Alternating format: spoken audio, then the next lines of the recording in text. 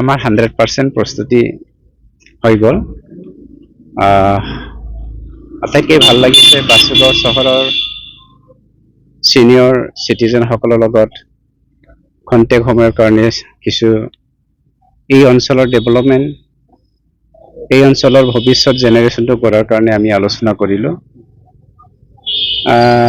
এখেতসকলৰ যিটো suggestion senior চিটিজেনসকলৰ, যিসকলে আমাৰ পিতৃস্বৰূপ আৰু মাতৃস্বৰূপ ছিনিয়ৰ চিটিজেনসকলে ইয়াত বহি আছিলে আৰু ছাজেশ্যন দিছে বাসুগাঁও চহৰৰ যিখিনি আন্তঃগাঁথনিৰ লগতে ইয়াৰ হস্পিটেল আৰু আমাৰ স্পৰ্টছৰ যিখিনি আমাৰ প্ৰয়োজনীয় ধৰি লওক ষ্টেডিয়ামৰ প্ৰয়োজন, এইবোৰ সকলোৰ বিষয়ত আমি আলোচনা কৰিছোঁ আৰু এখেতসকলে মোক ছাজেশ্যন দিছে।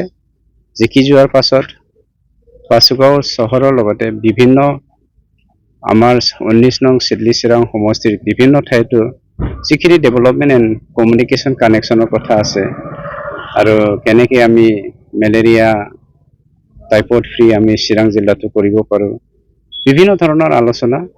দেখা যাওক, ঈশ্বৰৰ কৃপা নিশ্চয় আমাৰ লগত আছে চাগে, যাৰ ফলত আজি আমাৰ ছিনিয়ৰ চিটিজেনসকলৰ আশীৰ্বাদ পাবলৈ মই সক্ষম হৈছোঁ। কিমান ভোটৰ ব্যৱধানত লাভ হ'ব বুলি মই সেইটো ইমান অহংকাৰেৰে ক'বলৈ নাযাওঁ, কিন্তু আমি যে জিকিম সেইটো নিশ্চিত।